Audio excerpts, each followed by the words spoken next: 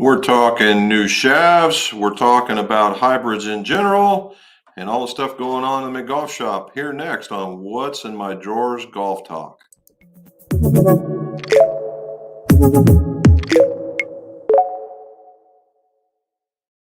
Welcome back to What's in My Drawers Golf Talk. Jim McCleary here. Why is it What's in My Drawers? Because old club makers and club fitters are tremendous pack rats. And this ain't any different. It's about what was in the drawers in my golf shop. So, and what that's turned into is a wonderful conversation with folks all over the world about golf club repairs, golf club reviews, and golf club fittings, and some other stuff that we like talking about. So, here we go. Let's get to talking. So, number one, Sam Burns. Sam Burns, that was like a marathon session of golf if you guys got to watch any of it. Lots of rounds, and it was funny. Like number 1 and 3 were playing for the consolation round. Where was it? 12 and 13 or 13 and 15 were playing for the winners bracket. So just goes to show you on any given day that those guys can play. So good congratulations to Sam Burns. So good for that. All righty. Second, and then we'll get into the main topic, new shafts. New shafts. So you see all these shafts right here? These guys are right there. Those are going away. Those are Acura shafts. And what's going in its place? Other Acura shafts. So Acura has retooled. All right, let's put this the right way. Acura has retooled the I-Series shafts. So you get to see the weave a little bit there with just a clear coat up in there. The logo on it is very much not as obtrusive as those guys are right there. They're just up and down and they're just everywhere. To me, this is a much cleaner look. Okay. And it used to be, in all these on the outside, you could tell about different weights because of the color that was on the outside of them. Some were blue, some were green, some were red, and all that. Well, that's gone away, and they're all blue, and they all have their designator right here. So they go from an IS4, which is in and about the 40-gram range, all the way up to IS8. All right, IS8. Yep. And then, but the thing is, they used to have a 90 in the regular one, and they just stopped, and I don't know why. However, they do have their ICWT, which is the constant weight shafts. All right, and there, if you can, here we go again. You can see that these are green in color to differentiate the difference between the I series and the ICWT series, which are these. These are the ones that will have a 75, a 95, and a 115 in them. Now, these things are beefy, okay?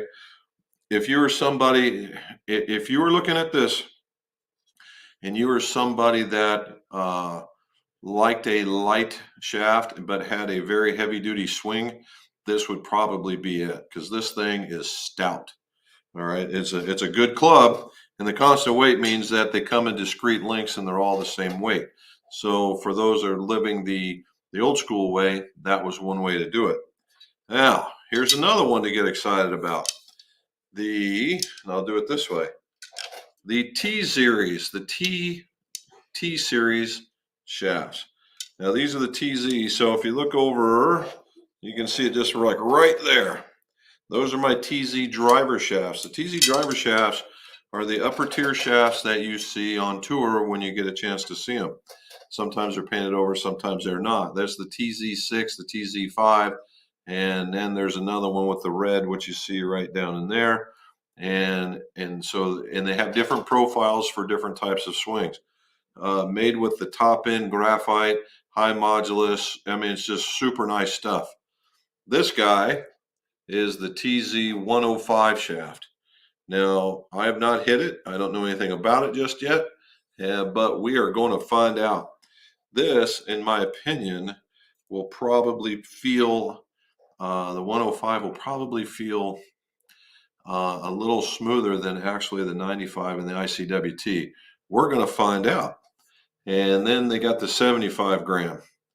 And this is kind of a unique one. I'm not sure the thinking behind this one just yet, but the 75 is there. And so it should be very, very interesting to see what comes out of it. So from an iron shaft perspective here at McGolf, we've got so much to choose from irons because that's what I predominantly do. So if you look here, we have all right here, that's all the Acura shafts, and that'll be replaced with the new stuff. Then you see right here, I have all the KBS, and that's the TGI versus the PGI right there. Now the PGI is starting to take off on us. The TGI was a little bit too brutish, and we were having some construction issues with them, so we kind of stayed away from them. But these guys right here seem to be a real winner. Then we have the Vertex. The Vertex shafts, those go with those shafts that are right there in the driver shaft. So we're starting to collect, if you get the idea, we're starting to make families of shafts from drivers to irons, fairways, that kind of thing. And then we have that. And then there's those are my test shafts. So I'm going to have uh, literally 3 different makers, 2 from the same company. And I'm going to have 1, 2, 3, 4 different models to choose from in that, 2 other ones. And that's just graphite. All the ones you see up in here are steel. And that's all the Nippons and a handful of and the rest of the KBS. And then every once in a while, I sneak in a True Temper model. So plenty to choose from weights, flexes, profiles. So to make sure that it gets done and gets into into your club the right way. And that's the cool part about it. All right. So lots and lots to choose from. Lots and lots of testing to do. That's going to be the fun part. All righty. On to the next one. Hi, well, let's not before that. We're going to go to the last one. And goings on in the shop. So we had a bunch of visitors this week, and the very first one, we'll talk about our visitors. Both of them were from Illinois, right? Different sections of Illinois, but Illinois nevertheless. That's like a whole state away, man. And the first one was Dean. There's Dean. He's a Navy guy as well. Vietnam era, I believe. We're really close to it. No, it was Vietnam. And super nice guy. He's got one of the smoothest swings you'll ever want to see. And super nice guy to talk to. Also likes Rec Tech grills, which I have a couple over there, and being ex-Navy. So we had a lot to talk about. He came in the night before and we did some irons. And he was pushing them a little bit, but we got him figured out. And then the next day we did the drivers and the hybrids, and we worked on his putter as well the day before. Then after that he left, and this young man arrived. That's Alan. Alan is from the northern part of Illinois, and he's a guy that probably has never met a stranger. He's just a good guy and a younger fella, and just swings with everybody he's got. If you put these two together, they'd have been yin and yang. Where Dean is very, very smooth and very, very fluid, and just gets the ball out there, does a pretty good job. Where Alan is just quick and aggressive. And once we got people lined out, it was really kind of cool because Dean was using golf clubs that were extraordinarily heavy, too long, because although being a taller fella, he had longer arms. All right, he had longer arms, and the longer arm caused him to need shorter clubs. He was very, very smooth. He was very, very rhythmic when he went to swing. And once we started putting him in the shorter clubs, his quality of hit went way up. And we ended up putting him into some paradigms because length was a important factor, and they're very strong, and that's what we ended up with. We also ended up with lighter shafts in them. Now, typically, when you as smooth as you are, if you're at the cusp of one range to the other, if you're very, very smooth, you can typically end into the lower range for the clubs to work. And what happened was we ended up with the Elevate 85 and the R's. The Elevate 85s, although are extraordinarily nice, tend to play just a skosh lighter than the Flex would say. So it fit him perfectly. The acceleration profiles were right where we wanted them to be. Everything worked out. We got him into a driver that he really was. He hit the crud out of the Paradigm driver, just smoked it. And particularly again, we went with a lighter shaft. We choked down a little bit more, and he started finding the middle of the golf club, and there it was. Alan, on the other hand, was more aggressive. Now he's a shorter guy anyway, but the way he comes through, he clears out and he makes room for some added length. Now, Allen also favored a slightly shorter shaft, but not. It was funny from a 6'2" guy with long arms being a half-inch short to a guy that was already shorter, half-inch short. So it takes all kinds, right? And except for he was very aggressive in his swing, and he was swinging in the middle of the regular range, but because of his aggression, we took him up to the stiff flex. And again, we went with like a medium weight. We tried light, and he was all over the map. We tried heavy, and he would hit things a little fat. So we went to a medium weight, and all of a sudden, he's just absolutely tuning it up. And so we ended up with I believe we ended up with Mizuno's for him, and in a slightly heavier flex. And then what we were doing, oh, he was in the driver. I'm sorry, wrong guy. He was in a driver. And what we ended up doing is we found out that the current driver that he had that lighter club, but it had a stiffer flex in it, but it was far too long. It was a 46-inch club. He needed like a 44. So we got him in this 44, 44 and a half, and all of a sudden you could see the patterns on his golf club get smaller. And that's what we wanted. Now, his 3-wood was totally and completely wrong for him. So out that went. And we went and showed him that and we tested the hybrids, the Paradigms, the Wilsons, the Strixons. We tested them all. And he ended up favoring some of the Mizuno, I think, a little bit better. And we said, he was 1 yard difference with a 4 hybrid than a 3 wood, which shows us that maybe he's more of a hybrid guy. And we got him in the stiff flex in that one.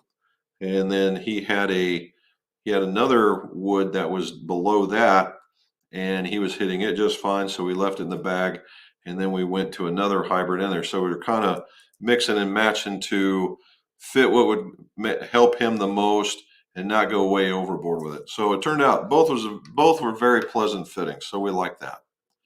Okay. Now I'm not sure, but I told you we were going to do a thing on those irons, do a video on it, and I found out that my audio in the last 2 segments did not come through. So I spent basically all day yesterday fine tuning it and chopping where I needed to and narrating in the background. And that thing will be out tomorrow at 7. So we're talking about taking those clubs and pulling out the shafts that came with them and putting in those shafts and the grips that goes with them. And I take you from step by step by step by step. So it's a little bit longer. It's about a 40-minute video, but we cover a lot of different topics and we cover them in pretty decent detail. So you're going to want to, if you're interested in finding out some tips and tricks, that's the one to watch. Okay. Now we did get Pete, and he came in and hit him. Robin took a picture of him swinging, and he called back and he asked whether or not our lofts and lies or the loft angles were correct, and we said yes. So I'm assuming that he was hitting it further based on his question. We'll see. All righty. The next one we came up on was this set. You'll see him probably on here. Dambenga, he's from Duluth, Minnesota, and very nice set of irons. and we put in some Project X 6.5s that went in there quite well, I must say. And then we did some logo downs on the Tour Velvet. Now, don't get excited. That was just a lighting thing. You see how both of the grips on top are lighter than the ones on bottom, and that's just purely light. They were the raws. So yeah, it was a neat little set, very easy to work on, and we enjoyed it quite a bit in order to get them out there. Another set, which is going yet to another viewer, Charlie. Charlie, this is for you, bud. There's Charlie's new Wilson D9s with his new MCC4s and the PGIs that we were just talking about, the PGI 70s. And Charlie, I got to tell you, frequency matching, right there, bud, right there. Swing weights, right there. They all turned out very, very well, much like Dan's. So we're good to go there. So that's a good show, a good set to build as well. Man, I just can't get rid of these. I just can't get rid of those doggone Nicholas Muras, can I? All right, let's look at this. There's some more of the same there. Ah, here's the last one. There's the last set. These are Mizuno 225s with a Callaway wedge and a Callaway driver that we fit to. And this one was a half of an inch over using some Nippon Neo 950s in the R-Flex. And as you can tell, he likes the Z grips. It has a little firmer grip to it. And those things came out very, very well. And there's a good look for them. And we liked it. Mrs. McGolf got very creative with her setup on this one. So we did that, right? So we got through 3 sets so we could get some stuff going and make some room for some new builds, because she just informed me I got to make 8 wedges. Wilson is winning the day on that one, 6 of them with 2 of the S223 or 23s. So got a lot going on. Anyway, we were very lucky with all those, in that there wasn't any head that was completely out of whack. All right. And there wasn't a shaft that was just totally not going to work. They all ended up working, and I had to ream out several sets, so that one worked out very well. In fact, I did some repairs, fixed a couple Vokies, a couple TaylorMades, reamed out a bunch of clubs for there was another viewer on here, reamed out a set of those in order for him to make a build. So a lot going on. All right, now on to the topic at hand. Hybrids. Everybody likes a hybrid, right? Well, most people like a hybrid. Hybrids are actually, the credit for the hybrid is coming from the Cobra baffler. All right, the Cobra baffler. And everybody liked the Cobra baffler because it had the rails on the bottom. It was a little smaller head. It got underneath the ball. It did really, really well. The Cobra is getting the credit in the history books for the invention of the hybrid. I would tend to challenge that, and not the fact that I don't think that they deserve the number, but I've heard stories of Hogan having a design and they didn't find it until after he passed. So that has merit. So I guess as far as getting it out into the industry, Cobra wins the deal. As far as it being taken care of, I think there were some others out there. Even the Ginty from Stan Thompson in that same era were something in that. But Cobra wins, so that's what it is. So anyway, a hybrid, what is it? It's exactly what it sounds like. It's a hybrid between an iron and a wood.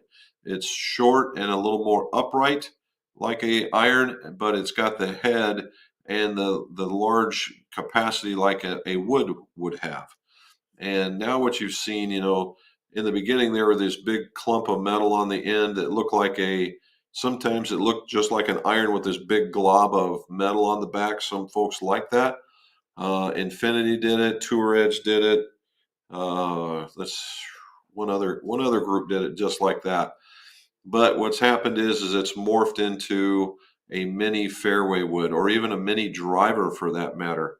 We look at some of the companies that we carry, and some of the same technologies that are in the hybrid exist in the driver and vice versa. So, if you're what you're seeing now is these are like little mini drivers and they can be that way. Now, why am I saying this? Because when we do fittings, that's one of the things that we test for in woods. We allow you to hit a fairway wood and we allow you to hit a hybrid. And let's just see how you go. So far, the largest percentage of the golfers tend to favor the hybrid. And it's just in testing. We, get you into the right flex, get you into the right length, and just let you swing away.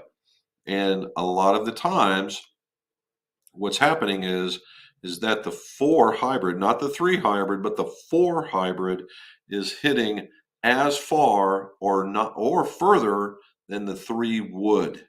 All right, and those are significantly different lofts in the whole 9 yards. So that's where we're seeing it.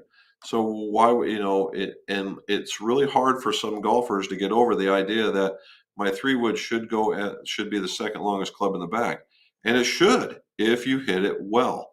That's where you get to smash factor, quality of hits. If you don't hit it well, it's just not going to go very far. But if you hit that shorter club really, really well, it's going to go very good. And that's what I do. I carry 3 hybrids. I don't even carry a fairway wood anymore because I know my distances and they fall within the gap from the driver. So whether it's a 3 wood, a 3 hybrid, or whatever, as long as my distances are good, what does it matter? And just like Alan, where we went, fairway wood hybrid, or something along that lines, good to go, right? As long as it works for the guy and it's familiarity, quality hit, that kind of stuff. So now you got some of those guys that have extraordinarily, that used to be that guys with really flat swing planes really did not like hybrids. And it was because the clubs were so upright. And it was really hard to bring the impact area in for those folks that were flat. Much like uh, much like Dean, he was flat and extraordinary. Really nice swing. The dude was like a machine. He was, 3 to 4 degrees inside out almost every time. But when it got to hitting a fairway wood, he could hit a fairway wood pretty decent. But now, and in most cases, the hybrid would not be one of those that you would pick. However, in hybrids, they've become such a popular golf club that there's so many different makes and models that certainly that, and even in the bigger ones like Callaways and Titleist and Pings, they offer more than one model. Some are upright and some are flatter, like in pro models, they'll be much flatter. All of a sudden, guys with flat swings can hit hybrids. And all of a sudden, the top end of their iron bag disappears and those show up. All right. The average golfer that likes irons, that hits irons very well, tends to really, really like hybrids.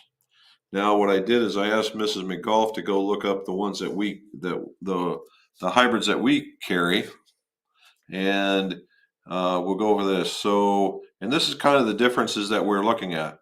So the Mizuno, which I tend to like in the 4s, is a 22. It's 40 inches long and can be anywhere from 56 to 59 degrees. I think that's just from short or long. So it's right around 57 degrees. So it's a little flatter. The Srixon is a 22, but it's 39 3/4 inches long and a 58-degree lie. My Wilsons are 22, but they're 40 1/4 at D1 and 59.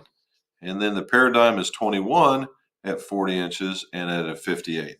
Now, two or three of those are adjustable. So, you can, you change them, but you're not making monster changes. You're just making little changes. And then that's okay. But they're all a little bit different. They all come with a little bit different technology. They come with a different shape. And as I found out this last weekend, the shaft is tremendously important in the selection of a hybrid. Uh, to the point did some hybrid testing, which will be another video, and I tested the hazardous red, I checked the Lynx blue, and the holy cow, there was two reds, the Lynx blue, and then the hazardous silver. Okay, the hazardous silver. And the hazardous silver is different than the red because the red is an RDX model. And for those that are familiar, RDX is an extraordinarily beefy variety of the hazardous line. And their red is they're supposed to be their higher launch. And if you even talk to the guys there, when they mean higher launch, they don't mean like this. We're talking about guys that are used to hitting bullets and they just hit something a little bit more than a bullet, not ballooning shots. Where the hazardous silver allows it's a little more friendly, easier to bring around, and it showed in the testing. So it'll be an eye opener to see how it worked for me, and we'll show you. All right. So there's the hybrid thing. Hopefully you guys learned a little bit. All right, let's go get some comments.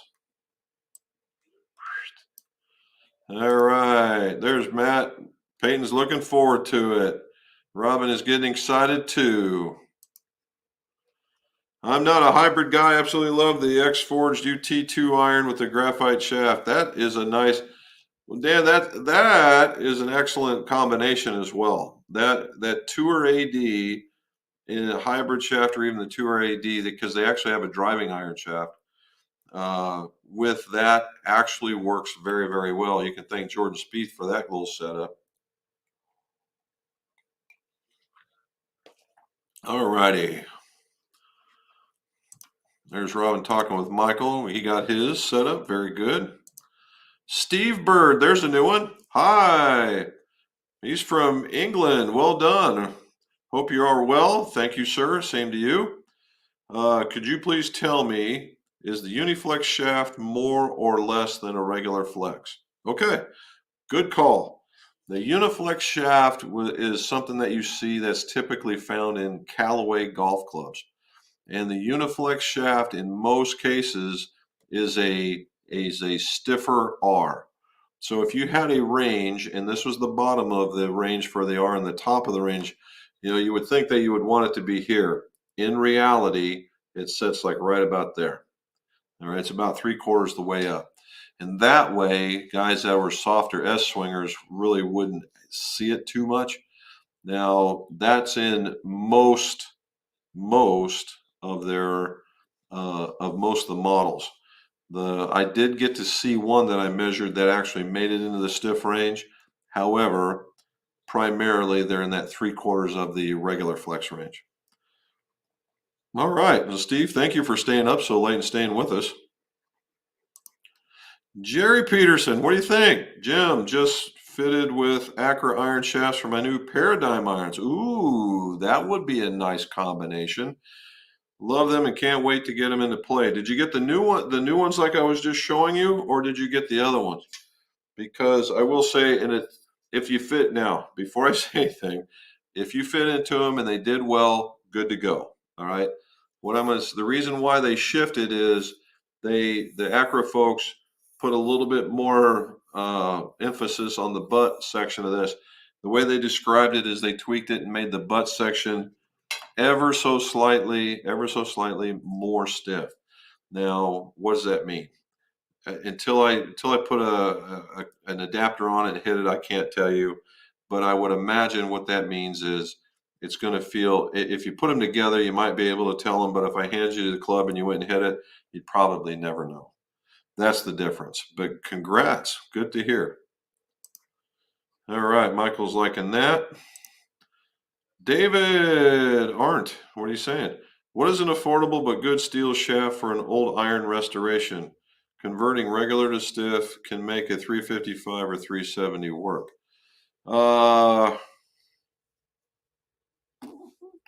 In reality, the TT Light, right, would be my pick. The TT Light, those tend to work really, really well in old irons. And the funny part is it's not light. It's just not a light shaft. It's just they call it TT Light. And where the regular shafts were like 120, this might have been a 118 or something like that. But they're not light. and they have an extraordinarily long tip section on them, so you can move the flex around on it. You can actually adjust some flight if you had the propensity to do that, but it's really easy to adjust the flex. So yeah, I would go with the TT lights. Uh, those are very affordable if you can find them. Another one, and I'm not a fan, but a lot of people use them, are Apollo shafts. You can find those at different varieties. They came back, they died a slow, painful death in the commercial industry, and they've since come back. Now, I haven't had a chance to use them, see them, or any of that other stuff, but I know they exist. And that would be another one. All right, PZ, hello, golf people. I have found that leaving all the pricing stickers on your new clubs give them their certain je ne sais quoi. Didn't think I could say that, did you? Only closely, only closely matched by smashing that thumbs up. You missed a few. Go back. Mm-mm. Did you see Dan Tabonga? Mm-hmm. Did you thank him for the $50? Mm-mm. Okay. Boy, oh, there's Dan again. Oh, geez, they all popped up. Yes, you missed a few. I was rolling down. I did miss a few. I missed a lot. You rolled too fast. I didn't even roll. You Silly rolled. stuff. You rolled. All right, let's start over.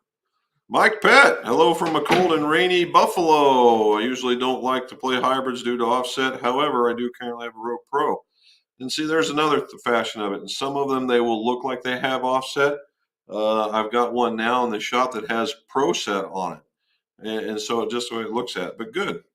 With the Tensai white, and the Tensai white is good for a good strong swing. There's Matt. I was wondering where all this stuff went. Okay. Shot a 36 on 9 on my own. What? Shot a, oh, okay. 36 on my own 9 years. Couldn't get to the back 9. You all know that I love hybrids. Yes, we do. Should have a full set of them. Question. When did you get rid of golf shoes? Oh, well, so Matt knows a little too much about me. So we carried, when we first opened up, and this was here at this shop, it was in 2006. And we had a store out on the highway for a few years before that. And we carried golf shoes. They were not very high-end golf shoes. They were very affordable golf shoes. I believe he's asking, when do you as a golfer? Well, when do I get rid of golf shoes? Oh, that's how sorry. I'm reading it. Yep, that's how you read it too. Okay, now let me show you a picture of what Emmanuel tried to post a picture, and of course you can't, but you'll get a kick out so of it. So now I'm getting another. What I'm getting. It's part of his question of, these are Emmanuel shoes. Holy smokes! He doesn't get rid of shoes. That's Italian right there. Yeah. All right. When do I get rid of golf shoes? All right. Never mind when it's about carrying or getting rid of them. Totally off track. I get rid of them when they get uncomfortable. So what happens with me is wherever the cleats go into the heads, when I start feeling them popping up into the shoe, they're gone.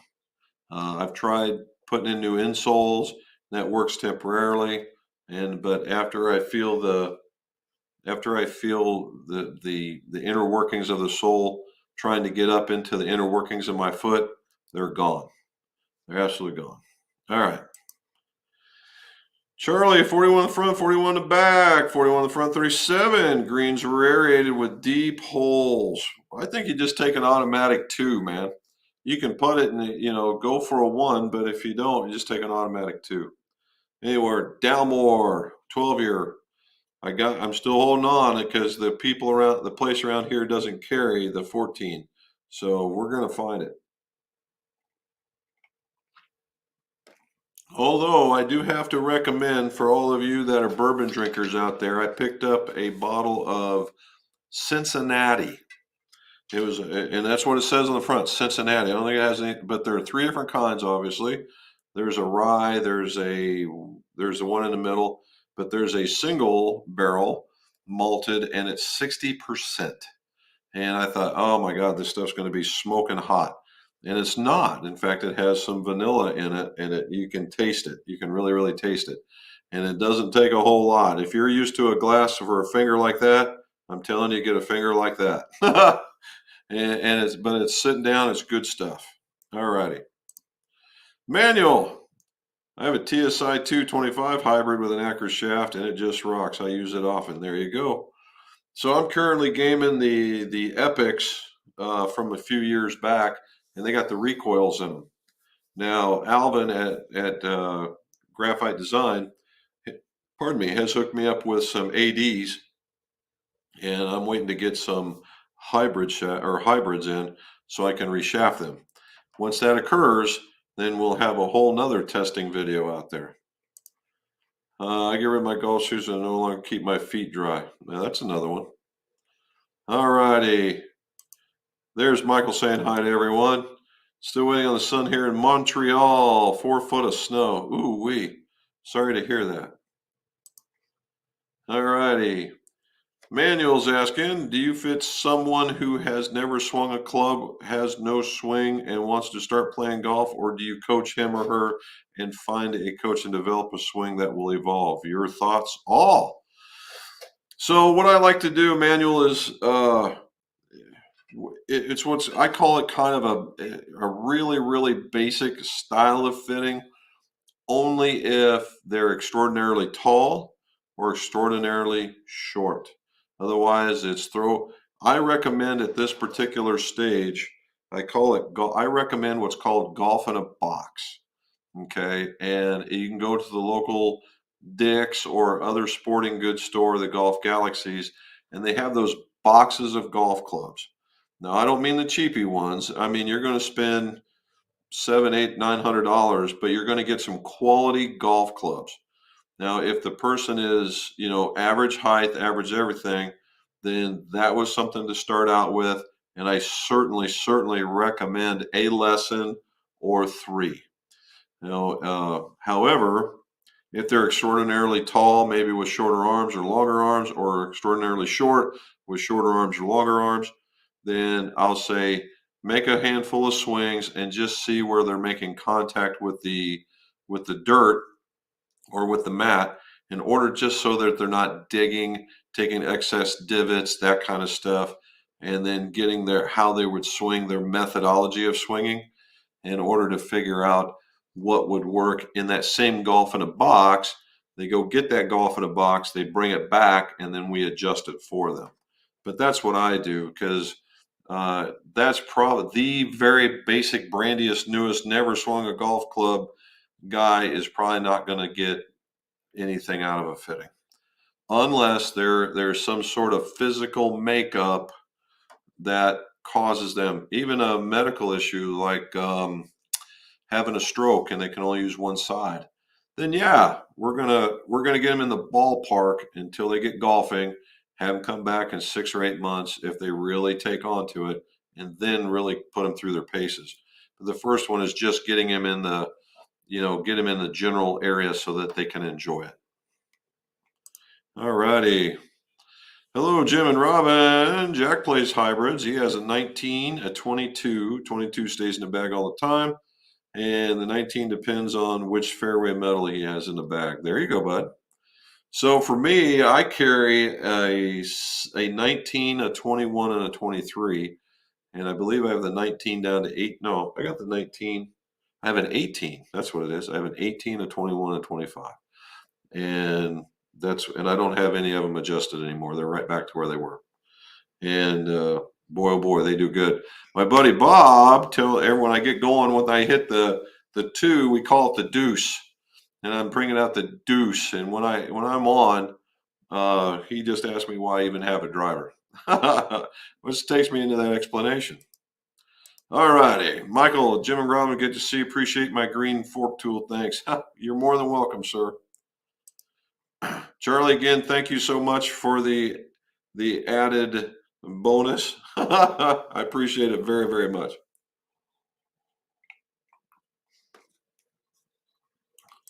Great point, Charles, to get rid of when the insole goes bad. That's me too. Oh, Dan, thank you so very much $50. I appreciate it, dude. Totally unnecessary, but thank you. We will make good use of that too on our vacation as well. The Raw Apex build was on point. Can't wait to play them. Very picky about my clubs. So I love that I can send them to you guys.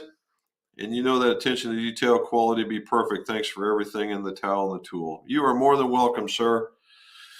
And I do like you kind of surprised me with the Apexes. Those things actually were very, very nice. I expected them to be all over the map. And the Raw is extraordinarily nice. That thing, that's a nice club. It really, really is. If I had the swing speed to play it, or the swing speed to get them in the air, and they're not necessarily all that weak, about a degree and a half would put them into a place where I could throw them around. But that 6.5, brother, that is far too much shaft for me. Woo! That was a good one there. But the actual Callaway rep has threatened to bring down a set of them, and he wants me to put in some LA golf shafts in them. So we'll see. That could be fun. Danny Freeman, he carries a 1 and 3 fairway wood and then a 4 hybrid, and then he jumps to the 6 iron. There you go. You know, that really actually makes a good point, Danny, in that when the hybrids first came out, they were to be direct replacements for the iron. Okay, for the iron. And so 4 iron, 4 hybrid would go the same distance. It's just way easier to hit the hybrid. Now that's not the case. It's hardly ever the case, if any.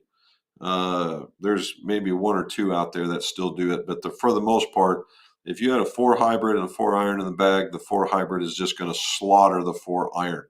So you got to be kind of careful about that, because you can create gaps at the top of your set and know how far you're going. Now, when I mean slaughter, I mean a full club. So if you're expecting, let's say, a 200-yard shot out of a 4 iron or a 225, when you get to the 4 hybrid, that 4 hybrid is going to be 210, 215 for the first one. It could be easily 245, 250 with the other one. That's just the amount of difference that there is. All right. There's Danny Johnson. There we go. Thank you, sir. Robin saying thank you. Deuce. Good afternoon, golf gurus. Thank you for coming on. The Common Man. Hello there. Lucky to be able to watch TD today. Well, we thank you for watching. Again, if you guys, right here's a good one. If you like, subscribe, hit that bell down at the bottom. Hit that, get the subscribe out there, and that way more of this gets out there. Tell your friends. Tell your friends. All righty. Peyton's looking forward. Now I'm back into it. And there's Dan saying there's. See, now I caught back up. Steve. Jerry. I can't believe I missed all that stuff. That was just crazy. All right, we're back into it. We talked about the affordable shaft. PZ was talking about smashing that thumbs up. Thank you so very much. Past my prime. What do you say, buddy? Hello. Aren't you glad I'm here for you? Yeah. And all those other people that noticed. All the other people that noticed. Apologies. All right, slats. I replaced my shaft in my Stealth Plus driver with the VRTX red shaft as I needed more height. I'm hitting my drives higher and longer. Thanks for the recommendation. Well, I'm glad that you did it, bud. That's and that's what you're seeing over here. The red ones are those right there, and then the blue ones. That's not a very good color blue. It's actually much darker. And the red ones are for slightly higher flights, and the blue ones are for slightly lower flights. And I'm finding that these things are some very, very nice golf shafts. They are built on the Project X platform. They're just made for club makers. Well, Brendan, how are you, sir? It's been a while. All righty.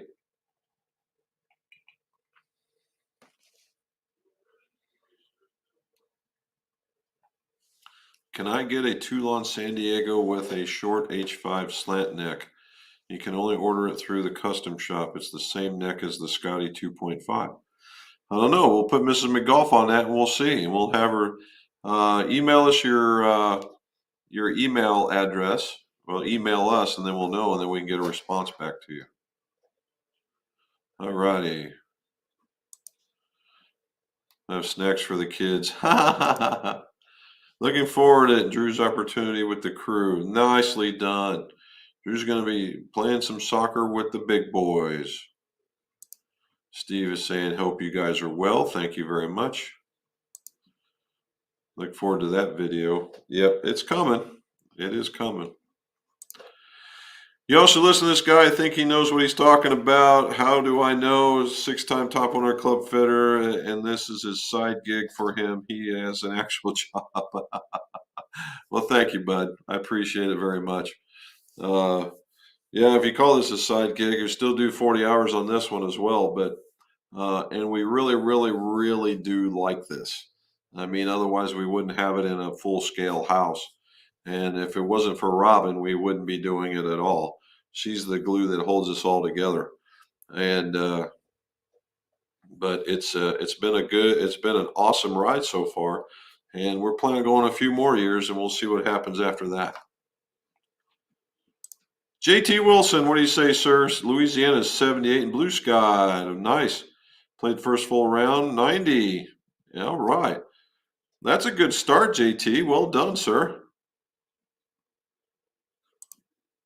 No, look at that. See, I already did it. And she's breaking her arm, patting herself on the back.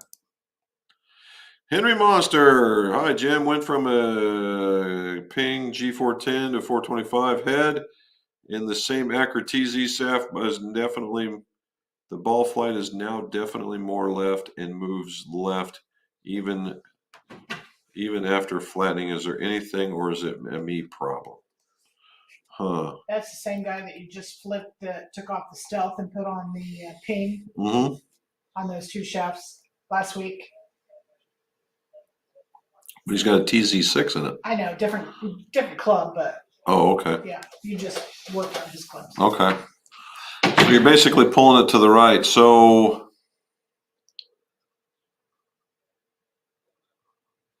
I'd have to think about that one. So if you went from the 410 to the 425, cosmetically on the top, it shouldn't look a whole lot different unless it's actually closed.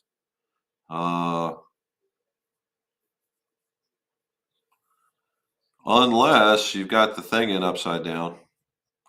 That would make sense. If you got the thing in upside down, it might close it up and make it go the other way. That's the only thing I can think of. The only other part of that, Henry, is I would look at, throwing your hand. You might have changed your swing based on the way that the club looks. Cosmetics has a tremendous amount of impact on what you do on a golf club. Some people will see a golf club that sits like this. Some people will see it setting like that. I would try it, and I know this is hard. I really do. If you can set it just a degree or two open and see what it does then. And if you still pull it, then you know it's a you problem. If you hit it out there and it's all good, then you'll know it's something else. All right. Russ Hutchison. Hello, friends. You are more than welcome. Thank you for coming in. Yes, we were, Charlie. It was very, very busy. We kept going and we kept finding time. And when we kept finding time, we just kept working. We kept working. We got more stuff done, and it's hilarious. And we got more coming. Mizuno has put us into instead of just pulling heads and giving them to us like they were, they've decided to do us a favor and put us in the custom area and delay our shipments another week longer. And in my head, I'm still crafting an email to express my disappointment in their change of business practice. But for right now, that's just what it is.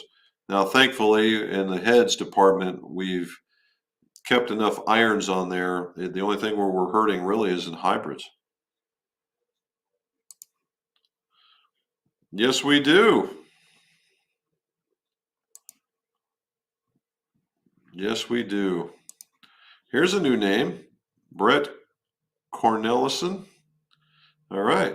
Jim and Robin, during my fittings, they always use standard grips, but I fit into 2G jumbos, which are 25 grams heavier. Having trouble making good contacts. Should I switch to Jumbo Max Light?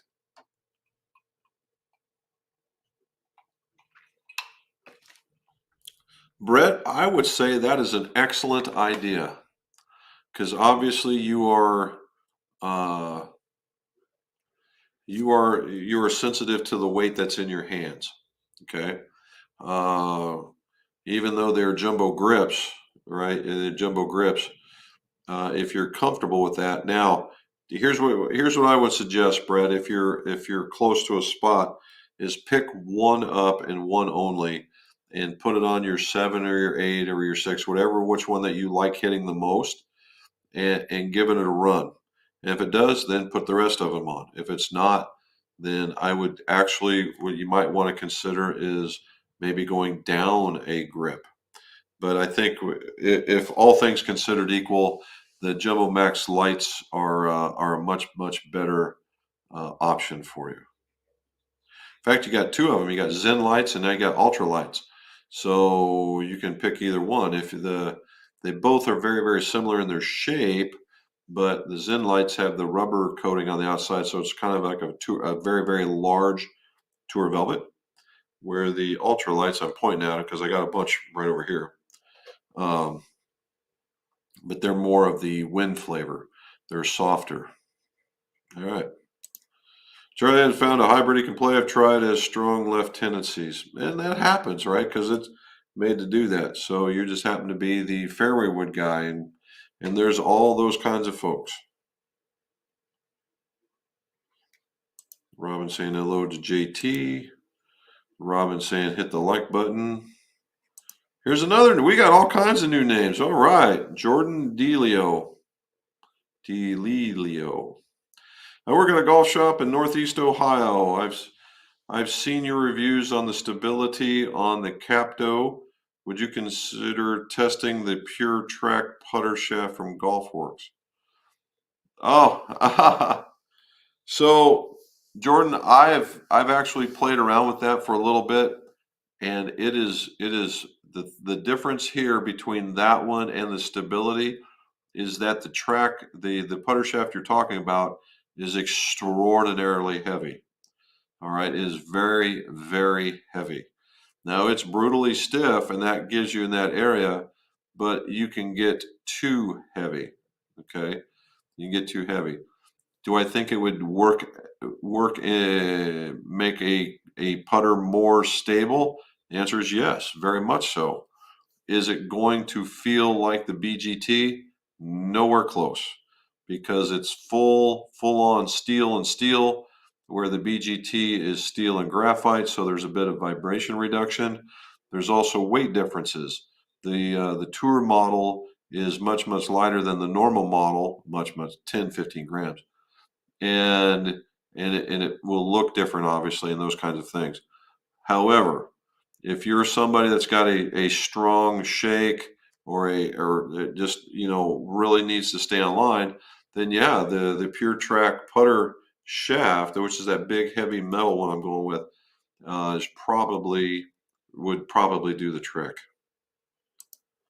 There's Cam Mac Master Music, and he does a pretty good job.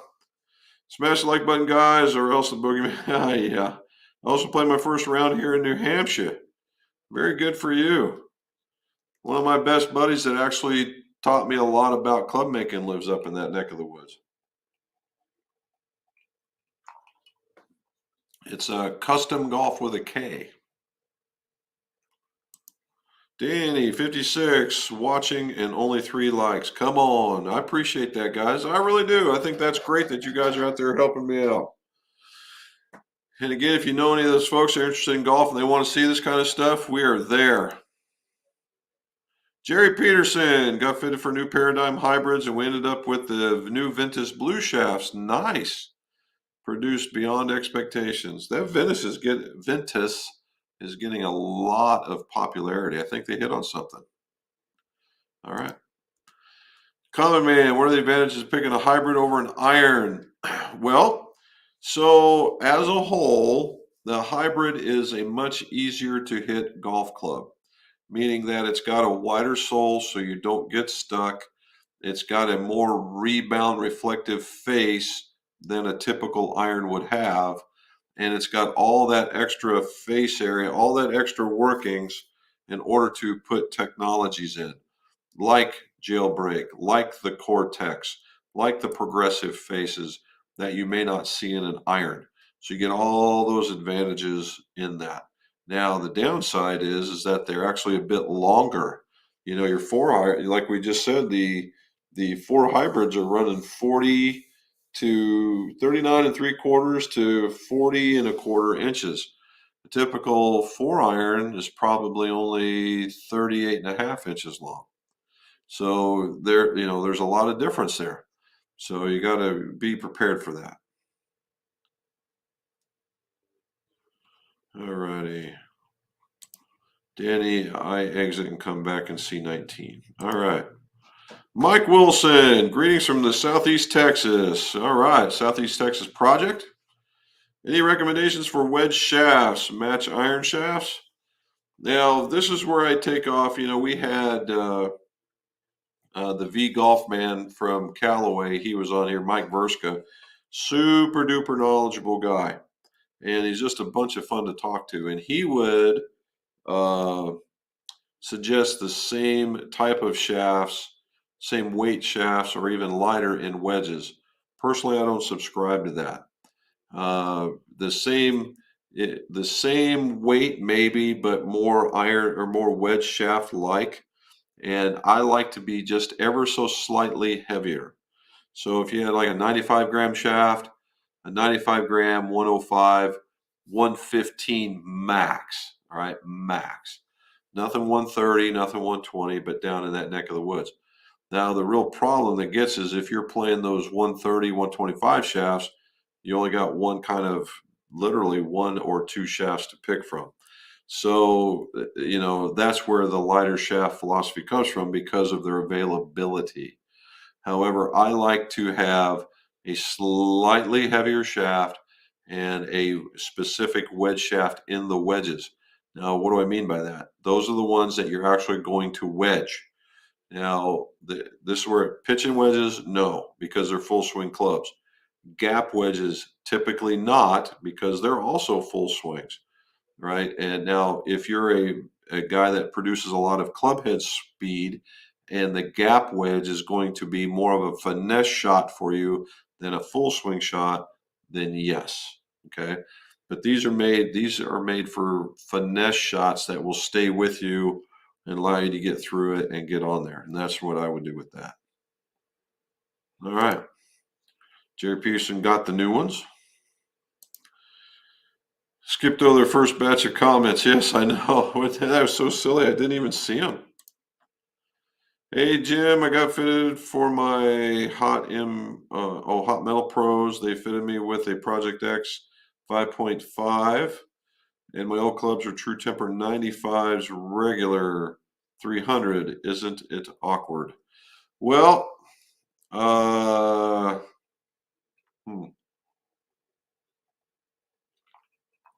all I can say is something may have changed there, Michael, in that. So the Project X is 5.5 is really not what they would say. Well, is a firm regular. 6.0 is stiff now for them. So 5.5 is in that regular range, maybe middle to upper area, but still in the regular. Where the XP95 is a regular 300. Now the XP95 certainly is a much, much different profile than the Project X for certain. But the Project X is a much more it's what I call it a uni flare. Basically, it's a nice taper all the way down, and it distributes the energy very evenly. And that's the reason why they're so popular. All right. Yep, we got them. Thank you, sir. Pedro C. What do you say, sir? Ran into a Wilson demo day, tried the Dynapower irons and the TI driver. Was so impressed, got fitted and ordered both. You are the man. To my surprise, ended up going with the S300 115 shaft. I think it was 5 through the gap. All right, well done. I actually have hit the Dynapowers. I've been testing them. The only reason why I really haven't put out a video is that the right-handed models are dead solid. All right, they are absolutely dead solid. The left-handed models are coming in a full club week, and they come. So it's supposed to be 24. I get them at 27. And the first ones I went to bend, I crinkled the hosel. Now the reason why it crinkled was I had already bored it out and they were very thin. I said, well, I'm not going to do that. So I got another set and I pushed them back and I got them to about 20.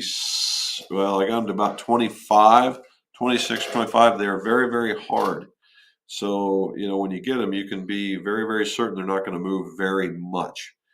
And they said they actually made them thinner to allow that to happen. I just haven't got it there. So I've got as far as I'm going to get it, and I've hit it. Now, it's not hitting as far as some distance clubs would allow you to do. However, what I can tell you is that it feels great. This thing is super duper easy to hit. It is super duper easy to get them going in the right direction, and they do everything that they say they do. And if I could get them the extra 2 degrees, I would take these 6 irons out to 210. I mean, it's just that much difference. So there you go. All righty, Cam, what Project X Kyle's graphite shafts would be comparable to KBS Tour Stiff if there is a way to convert steel to graphite flex, or is at least getting close when fitting is an option? All right, so that's going to be kind of tough, Cam, because number one, the Tour Stiff is a 120-gram shaft.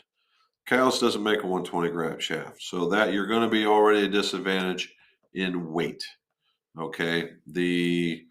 However, the way that it plays, if they have what you could get in, say, the OEMs and the way you get in aftermarket. Those are two different categories altogether. The ones that you get aftermarket are black with the white lettering on them, and those are much, much closer to the level that you're looking at. So if you are looking at doing aftermarket and you have the black ones, I'd be more comfortable than the silver ones. The silver ones are very friendly, very easy to hit. I like them. However, they are not near the tour, the KBS Tour.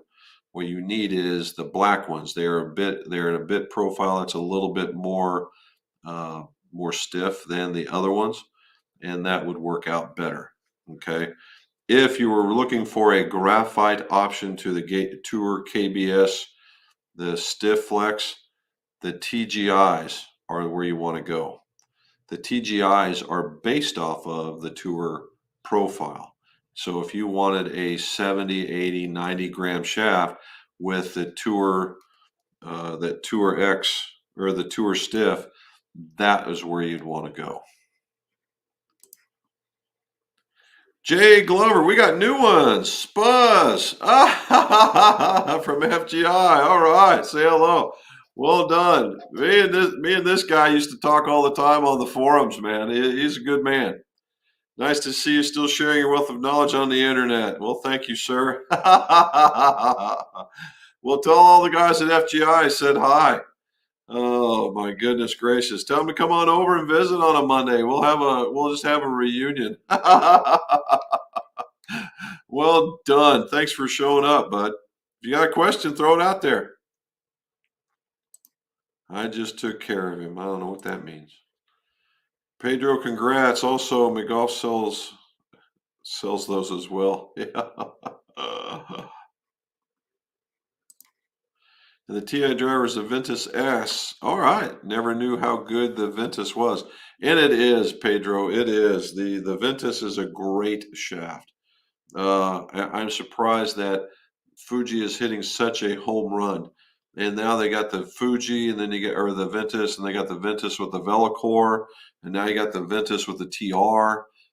They're really taking off with that. It's a good one. Good. You know what I'm hearing? I'm also hearing that the driver is doing very, very well. I just heard from my supplier today that they do have the cogs that I need to be able to fit with those. So they're next. Fortune may be hard to find. Hope you get lucky. Oh no. There's a place up north that I go to. I got 12, 14, 15. And the other one I found when I went down to Florida is the 21. Now, that one I have to break open a checkbook for. And ABC. And but the 21, I really have to try to get my hands on some 21. Now I will say I got a hold of some Macallan in their rare. They got the rare casks and they got some of the the numbers 3, 4, 5, 6, and 7. And when I was in Florida last, I came up on this blue one. I think it was either number 7 or number 9. Some of the smoothest scotch I've ever come across. It was absolutely great. All right. Not a golfer. What do you say, sir? Glad you're out there. Past my prime. Good job, Robin. Gigged him on regarding comprehension skills too. Yes. I tell you, man. I found Matt, and I was like, "Oh, there's Matt. Very cool." Found Matt, and then I just started scrolling down, and then she hits me with it, and I go back, and there they all are. Can I blame technical error? Thank you. We'll be hitting the ABC. Oh yeah, the ABC is going to happy to see me. Thanks for the fitting answer. That's just what I do. You rock. Emmanuel, you too, buddy. I saw that picture of you wearing this guy right here. That was cool. You do have a shop to be extraordinarily proud of. Good job. Oh, yeah. JT, tell Mr. Jim the Blue Angels were here last weekend. Oh, man. I do like the Blue Angels. I mean, even if they are brown shoes, but they're, man.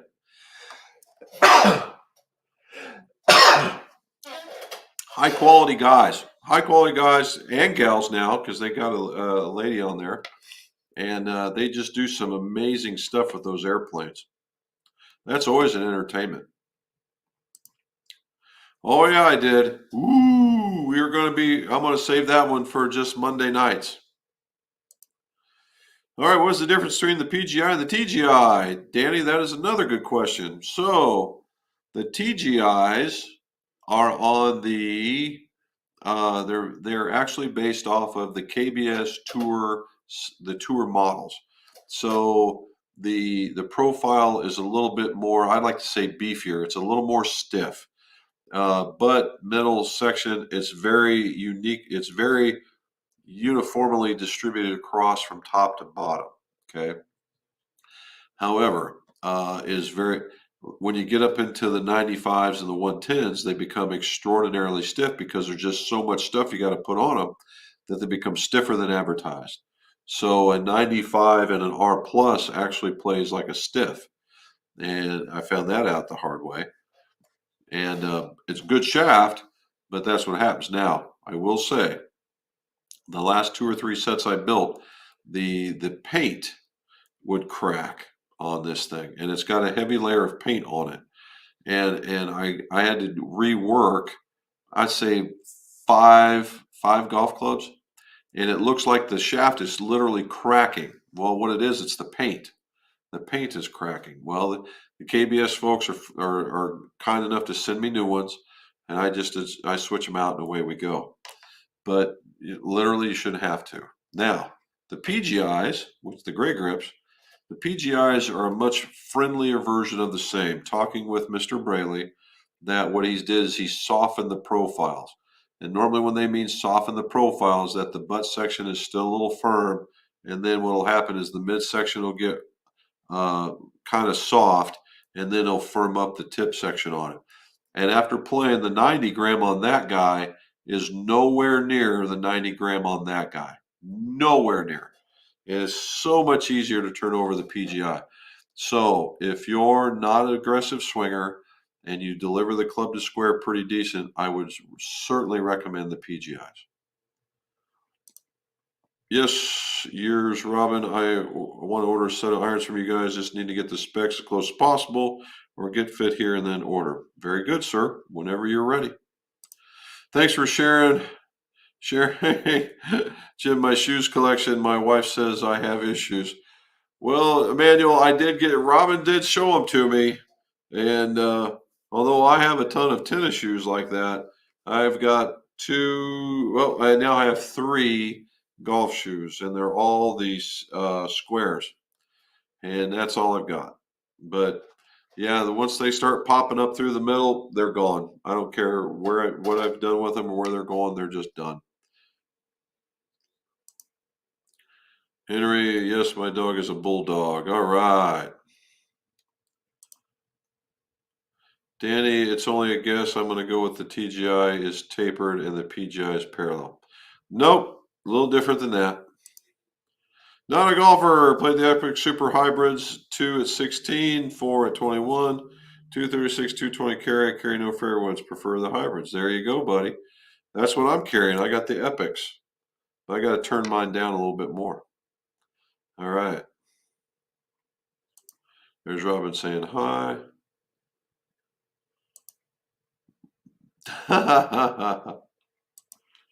Charlie, Robin, I believe that they both had taper and parallel. I believe the TGI is a beefier shaft and more action in it. You are absolutely correct. You are going to like those clubs. It is gonna be night and day difference. Even using the other steel shafts, these things are totally smooth, Charlie. And I've been playing the 95s in all my testing, or the 90 grams in all my testing. I'm telling you what, there is something there to be said.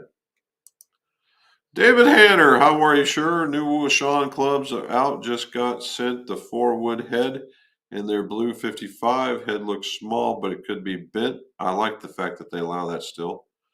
Upright, which is requested. Do you have any knowledge of Washawn now? Uh, of the man, no. I know that he is in Colorado with his wife, and I know they're enjoying the life, and he's helping out when he can. Outside of that, no. As far as the golf equipment goes, I think a lot of that is Tom is throwing a lot of design parameters onto these golf clubs, and the guys at Diamond Golf are the ones that are going out and getting it done. I will give a nod to Washawn.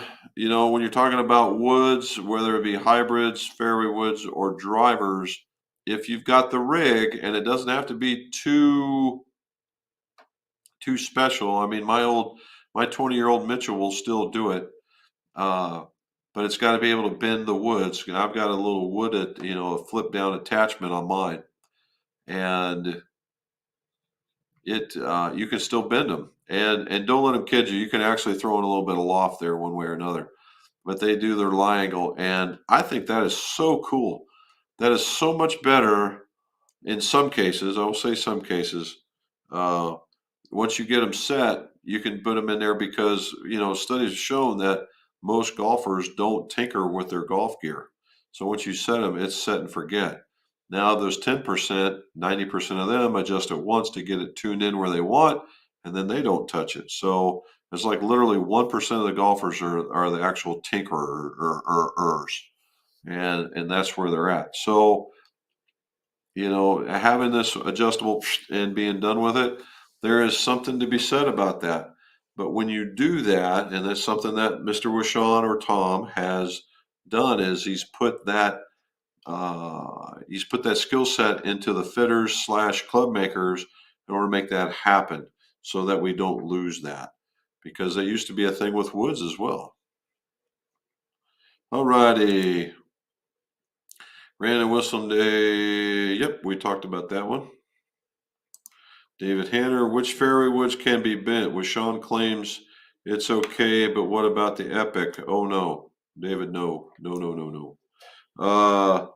Now, here's what I've done in the past with fairway woods.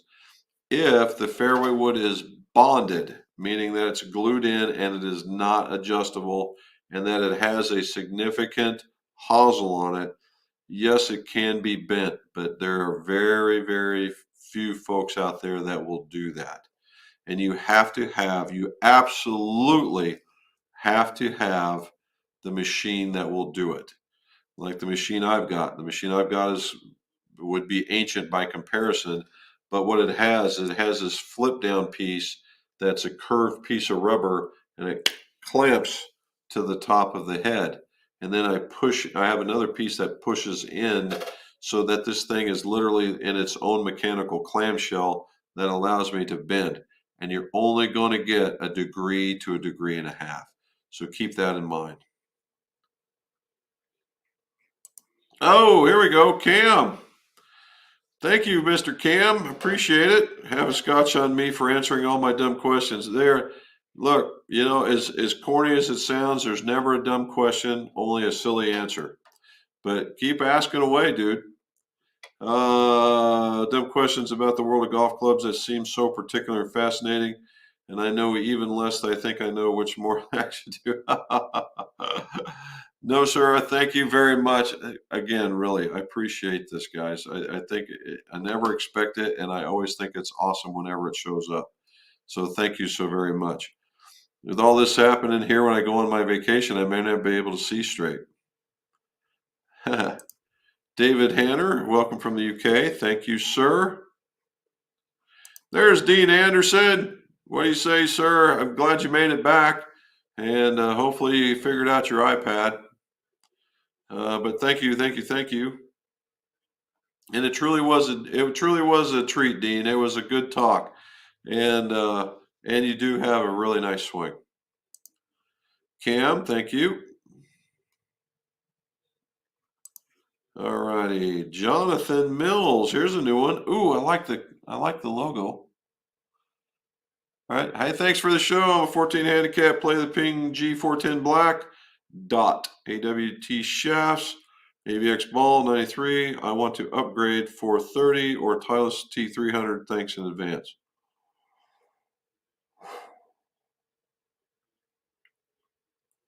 Well, in either case, Jonathan, you can't go wrong updating, right? And the T300s are very, very, very forgiving shaft or clubs. The 430s, I believe they are, but the Titleist would be more so. Where you really neither Ping nor Titleist makes a bad club, right? They're very quality individuals, very quality companies. The question that I would have is in the AWT shafts. That's ascending weight technology. And what we're looking at here is, do you really need it? Right? Is it the right length? Is it the right lie? You will get so much more out of these golf clubs if you have the right length, the right lie, the right weight, and the right flex in either one of those irons. Either one, right? Even a basic fitting would allow you to do that. If you had the opportunity, if you had the opportunity and you could get to a big box store and just hit them with the varying shafts in them and see where, and let the people out there figure out your lie angle and figure out your length, you will be far more impressed with the golf product and you will enjoy golf more. And certainly that 14 will turn into a 12, to be sure. All right. You're right. You are the classic case at 14 where a guy that goes through a fitting to understand what they truly need, maybe work out some mechanics, that you go through this fitting and you enjoy golf because you're just making so much better contact. And that's really what you want, right? That's really what you want. Doug Perrett. There, man, we got all kinds of new ones. Thank you, guys. Thank you for a whole bunch of new folks. That's appreciated. I was looking at my hybrid shaft yesterday, considering having you reshafted. Can't wait to get my reshafted gap wedge back from you. Missing 2 wedges Saturday was challenging. All right, well, give us a holler, man. Scott! The KVS. It's over there. That's the guy you just spoke about. Oh, okay. Yeah. Scott's 33. That's the one I was waiting for when Spaz was talking, or Spuz was talking to us. You're the one I was like, hey, we need to get you on here. Welcome. You still, it says Northwest Chicago area, so you haven't really moved. So good for you, man. Yeah, it's Scott. You remember from the FGIs and Scott? He was in the Wisconsin areas, and yeah, good guy. We'll talk later. So welcome, buddy. Hey, that's great. I'm glad that you saw it. Tell the rest of them that'd be a whole lot of fun to see some of these guys show up. That's awesome. See you both doing it. Oh yeah, it's been a while, man. She does well for me. Oh man, and I missed it. You're way over. I'm way over. Oh, I'm not way over. You're way I'm just over. 20 minutes over. And we're almost there. What, could you repeat that? Because I walked over there. Too late. You got to watch the redo on it. John Mills, hello, Robin. Glad I found the channel, liked and sub. Very good, sir. Thank you very much. Thanks, Robin. Doug Perrette. Jordan DeLeo, appreciate the answer. Thanks from a fellow Hot Club builder. Dude, no problem. If you got any questions, just shoot me something, bud. We'll help you out. Cam got fit at Custom Golf with a K actually last year. I believe there was the new owner. Yeah, the guy that's over there now is being mentored. I don't know. I think he met his requirement with him. Ken. It was the reason why he's with a K. That man taught me more stuff than I care to imagine. He's a good man. And if he did his job and taught this other fellow, he should be good to go too. I believe the new owner had something to do with hockey, and now he's into golf clubs. But I hope he treated you right. Jay Hales, there's another one. Late to the chat session. Depends on which set I go with that day. If I go with Cobra, I play driver 5 and 7 fairways. Nice. Some days I play Cobra driver 2 through bang hybrids. Ha ha ha ha. Those things, I made a whole set of those for somebody. They sent them to me. I never thought I would see a hybrid sand wedge in my entire life. But I saw one, and bang, made it. And oh my God. You know what? I can only imagine that thing would be extraordinarily fun to swing. You could take a full-on swing as hard as you want coming out of your shoes, and the only thing you have to do is worry about is hitting it thin. Because there is no way you're going to hit it fat. No way. Stu, hi. Does a more toe hang putter help with a pushed right as Ping says otherwise? Okay, so let's look at that. So let's assume that it's right-handed, okay? And you're talking about a putter that hangs like that. All right, it hangs off to the right. And does it help with pushed right putts? No, it does not. And Ping would be correct. So what that means is that now we got to be very clear on this one. The more the toe hang, the more you have that screen door putting, meaning that you're on this arc. All right, you're on an arc putt, not a straight up and down putt. Okay. If you're on a straight up and down putt, certainly the toe hang, what it would do, it would fight you and it would want to open. If you're an arcing putter, it'll want to close. It'll want to close. Now, there'll be the thing with the severe arcing and those toe hangs, there'll be days that you can't miss. You just absolutely cannot miss. And there's days that you just can't make. And that's the pro and the con with that. So if you're pushing right, chances are, if that's the toe hang, that could be it. The other part is with pushing to the right is you also want to kind of look and see if you're not too far over the ball. All right, if you're too far over the ball, you can also do the same thing because you're all jammed up and you can't get through it.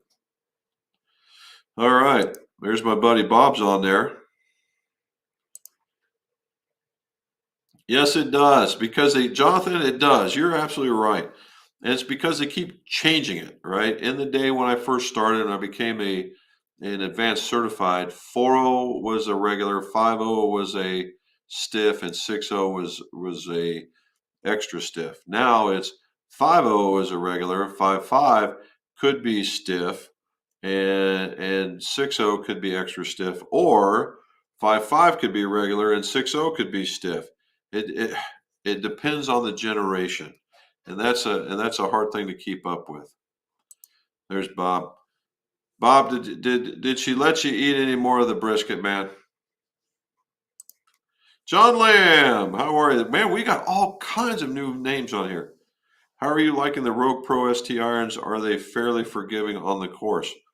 Well, I've had them a solid year, John, and I gotta say, for what they are, uh, they are called road pros, and they do like blades, and they don't play anywhere near what a blade should play like.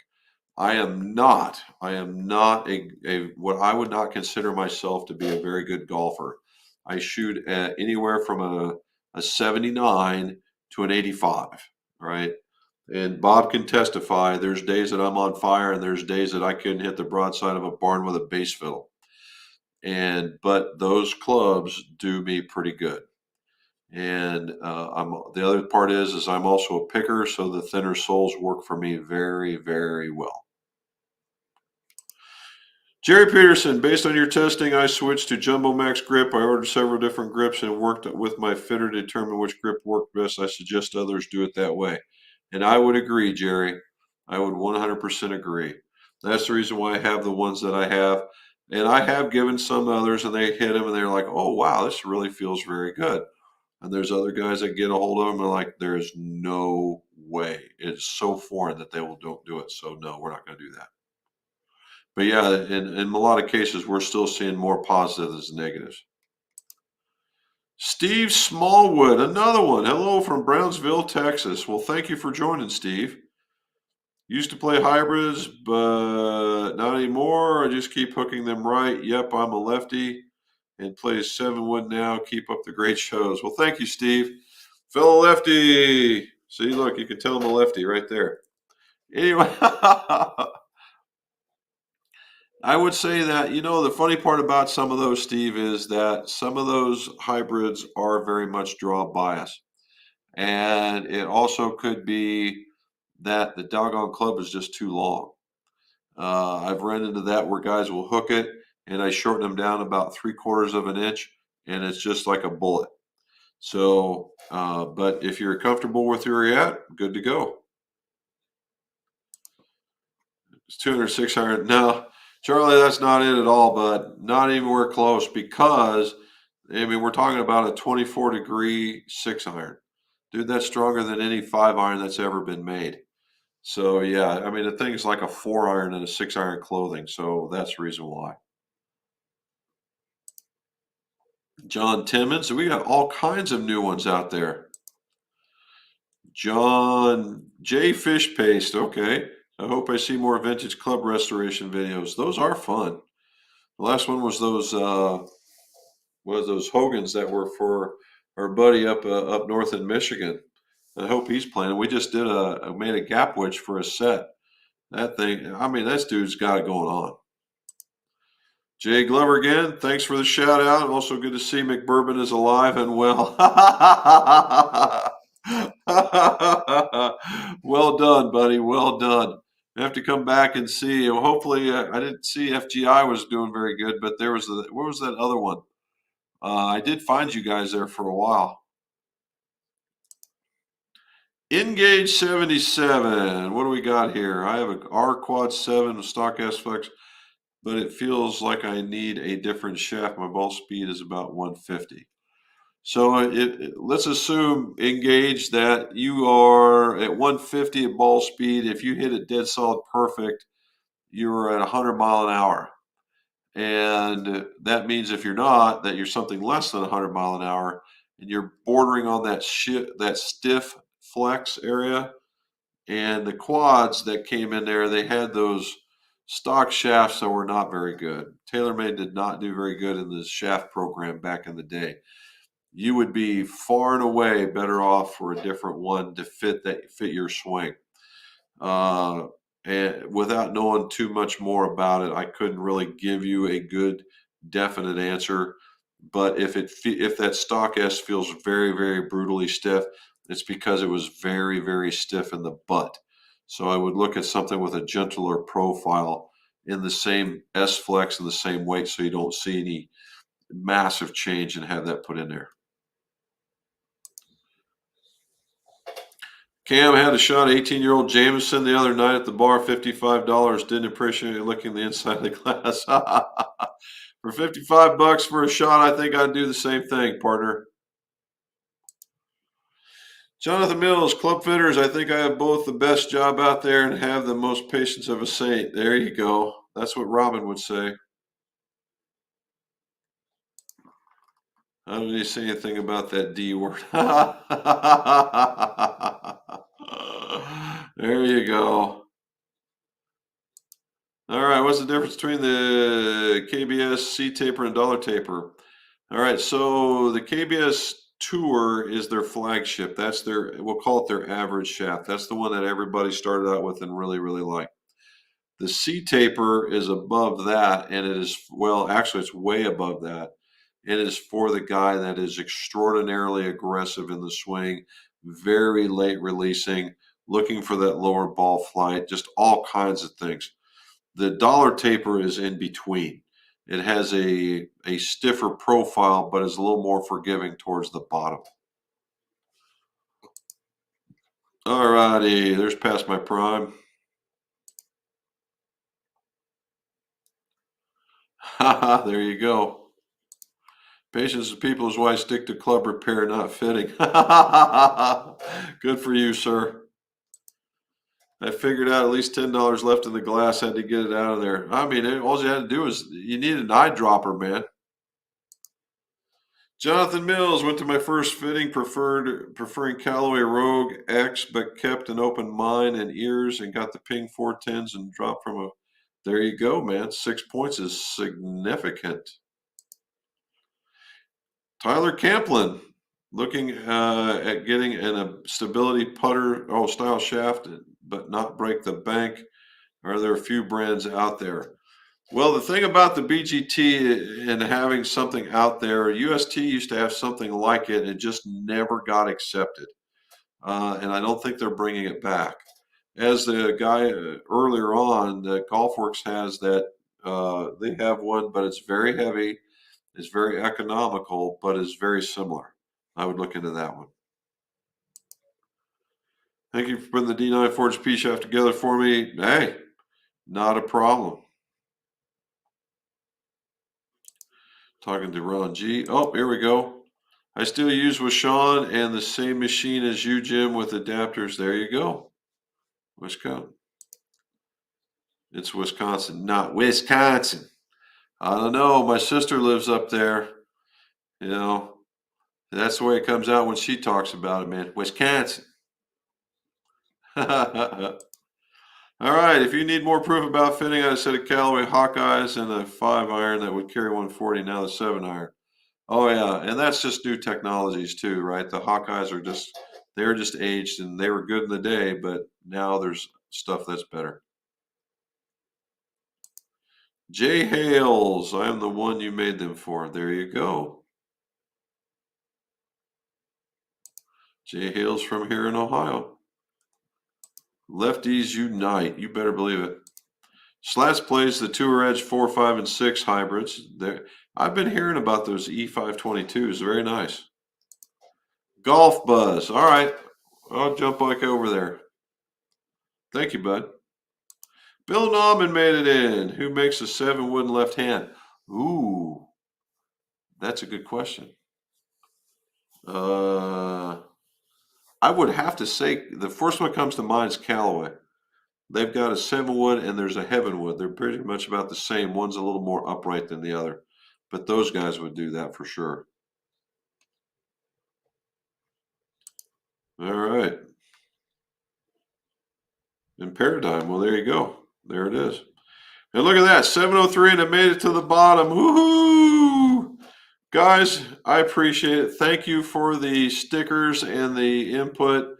Dan, thank you so much. Cam, thank you so very much again. Guys, watch for that video coming out on the Nicholas Mura build. It will be a lot of fun. I believe everybody would. You'll learn a little something. Somebody will pick up a little something out of it. And guys, I know, thank you. I appreciate it. It was a great conversation this time around. Tell your friends, hit that like and subscribe. And as always, let's see your scores go low.